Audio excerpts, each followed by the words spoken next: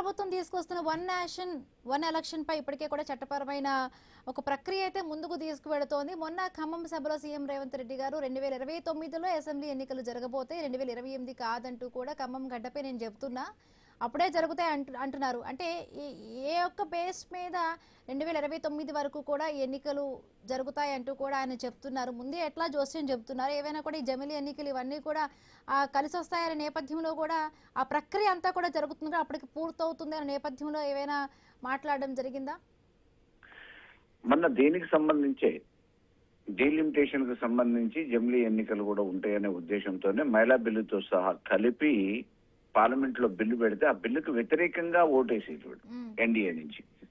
మరి అటువంటి బిల్లు వీగిపోయే విధంగా ఓటేసిన రేవంత్ రెడ్డి, ఆ పార్టీకి సంబంధించిన నాయకులు, ఆ పార్టీకి సంబంధించిన ఒక ప్రధాన పాత్రలో ఉండే రేవంత్ రెడ్డి రేపు జమిలీ ఎన్నికలు వస్తే జమిలీ ఎన్నికలలో నేనే మళ్ళీ కాబోయే ముఖ్యమంత్రిని, 6 నెలలు నాకు గడువు పొడిగిస్తారు అని చెప్పేసి ఏ రకంగా చెప్తున్నారు?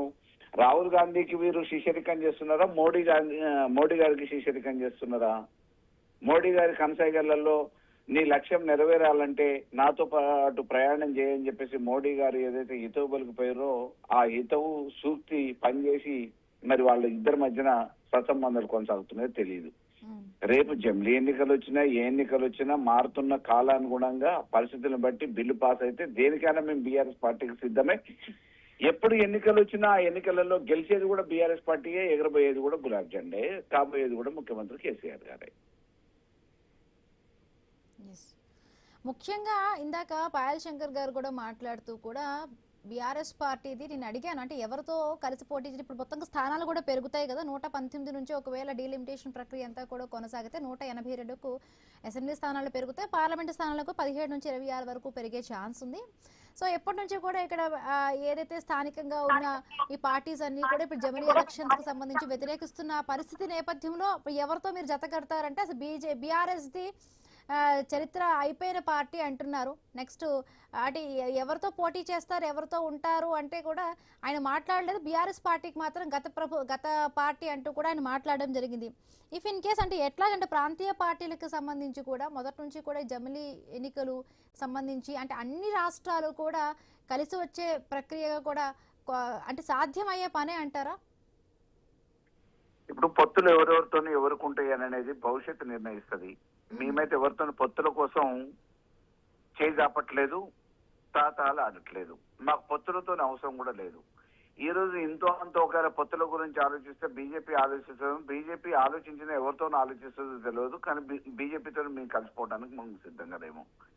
ఇక వాళ్ళు జాతీయ స్థాయిలో కాంగ్రెస్ బీజేపీ వైరు వర్గాలుగా ఉన్న అంతర్గతంగా వాళ్ళ మిత్రబంధం అయితే కొనసాగుతూనే ఉంది. రఘునందన్ రావు గారు, కిషన్ రెడ్డి గారు, మరి ఇక్కడ ఉన్న అరవింద్ గారు, వీళ్ళందరూ కూడా రేవంత్ రెడ్డి గారికి సానుకూలంగా ఢిల్లీలో కావాల్సిన పనులను చక్కబెడుతూనే ఉన్నారు. మేము అయిపోయేదా కాదా అనేది ప్రజలు తెలుస్తారండి. ఎవరి భవిష్యత్తు, ఎవరు తలరాత ఏంది అనేది ప్రజలు తెలుస్తారు. కాబట్టి షిండేల్ని తయారు చేసో ఇంకో రకంగా చేద్దాము అని చెప్పేసి అంటే గుంటికాడ నక్క లెక్క అధికారం కోసం పావులు కాసు ఎదురు చూస్తున్న బీజేపీ ఇప్పుడు కాదు ఎప్పటి నుంచో మేమే రాబోతున్నాం అని చెప్పారు. ఉన్న స్థానాలు 5 నుంచి 1కి పడిపోయారు. 1 నుంచి ఒకసారి మొన్న మామూలుగా 8 మంది గెలిచారు. అదృష్టవశాత్తు వివిధ కారణాల వల్ల, సమీకరణాల వల్ల పార్లమెంట్ లో గెలిచి ఉండొచ్చు. గెలిచిన వాళ్ళు మళ్ళీ ఏమైతారు ఏంది అనేది తెలియదు. ఎప్పుడు కూడా ఏ ఎన్నికలలో కూడా ఏ పార్టీకి వచ్చిన ఓట్లు కూడా శాశ్వతమేం కాదు, తూక వేసినట్టు ఆ బరువు అట్లనే వాళ్ళకు ఉండదు. అట్లా ఉంటే ఇన్నిసార్లు మామూలుగా 78 సంవత్సరాల కాంగ్రెస్ అంటే స్వాతంత్రం తర్వాత వచ్చిన ప్రభుత్వాలు ఏ ప్రభుత్వం ఉంటే ఆ ప్రభుత్వమే శాశ్వతంగా ఉండేది కదా. ప్రభుత్వం ఎందుకు మారేది? 2 పార్లమెంటేరియన్లతో మొదలైన వాజ్పేయి పార్టీ బీజేపీ ఇవాళ దేశంలో 3వసారి ఎన్నికలలో ఎందుకు గెలిచేది? కాబట్టి ఎవరు శాశ్వతం కాదు. ప్రజలు ఎప్పుడు ఏ నిర్ణయం తీసుకుంటారో తెలియదు. ఆలుగడ్డల గురించి, ఉల్లిగడ్డల గురించి ప్రభుత్వాలు పడిపోయినాయి. ఒక మాట నోరు జారితే ప్రభుత్వాలు పడిపోయిన సందర్భాలు ఉన్నాయి. దురదృష్టవశాత్తు తొందరపడి నిర్ణయాలు తీసుకొని ఎమర్జెన్సీ పెడితే ఇందిరాగాంధీని కూడా ఇంట్లో కూర్చోబెట్టారు. కాబట్టి రాజకీయాలలో ఏం జరుగుతుంది ఏంటిది అనేది ఇప్పుడే ముందస్తుగా ఊహించలేము. ఇది చాలా ఎర్లీ. కాకపోతే సిద్ధాంత పరంగా కానీ రాజకీయ పరంగా కానీ ఎటువంటి ఏ పరిస్థితులలో కూడా బీజేపీతో మేము కలిసిపోవడానికి సిద్ధంగా లేము. అయిపోయిందా లేదా చరిత్ర అనేది ప్రజలు తెలుస్తారు ఎవరిదైనా. మల్లయ్య యాదవ్ గారు ఇప్పుడు ఇప్పుడు అంటే 2029లో ఈ ఎన్నికలు జరుగుతాయి. మామూలుగా మనం ఈ తెలంగాణ అసెంబ్లీ ఎన్నికలకు ఉద్దేశించి కూడా 2028లో మనకి జరగాలి. బట్ ఏదైతే కూడా ఇప్పుడు జమిలీ ఎన్నికలు ఇవన్నీ కూడా దృష్టిలో పెట్టుకుంటూ ఒక 1 ఇయర్ పాటు కూడా ఎక్స్టెండ్ చేయడం అంటే రాజకీయ పరంగా కూడా ఇప్పుడు అంతా చూసుకుంటే అది కొంత పార్టీలకి కొంత నష్టం చేకూరుతుంది. ఎందుకంటే మీరు కూడా ఇప్పుడు రావాలి, అధికారంలోకి రావాలంటూ కూడా చూస్తున్న పరిస్థితి. ఒకవేళ స్థానాలు పెరిగితే పెరుగుండొచ్చు, కానీ అంటే ఎంత తొందరగా అయితే కూడా అధికారం వస్తే బాగుంటుందనే విధంగా కూడా మీరు ప్రయత్నిస్తున్నారు. బట్ ఇది అంతా కరెక్టే అంటారా? అంటే మీరు ఒకవేళ అంటే 2028లో వస్తే బెస్ట్ అంటారా, లేకపోతే జమిలీ ఎన్నికలు రావడమే కరెక్ట్ అంటారా? అంటే మేము ఎప్పుడు రేపు వచ్చిన ఎన్నికలకు సిద్ధంగానే ఉన్నాం. మేము ఎన్నికలు ఎప్పుడు రావాలా అనేది కోరుకోవట్లేదు. ఎప్పుడు వచ్చినా కానీ ఎన్నికల్ని మేము ఫేస్ చేయడానికి సిద్ధంగానే ఉన్నాం. ప్రజలు మార్పు కోరుకుంటున్నారు. తప్పకుండా మళ్ళీ బీఆర్ఎస్ నాయకత్వం కావాలనుకుంటున్నారు.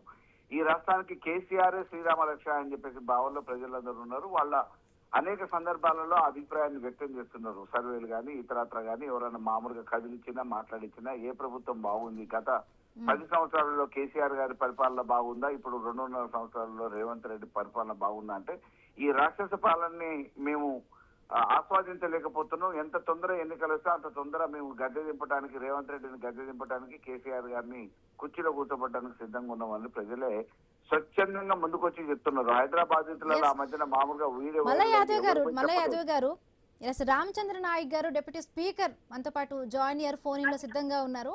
నమస్తే అండి రామచంద్ర నాయక్ గారు. నమస్కారం అండి. మొన్న కాంగ్రెస్ కార్యకర్తల సభలో కూడా సీఎం రేవంత్ రెడ్డి 2029లోనే ఎన్నికలు సాగుతాయి, ఖమ్మం సభ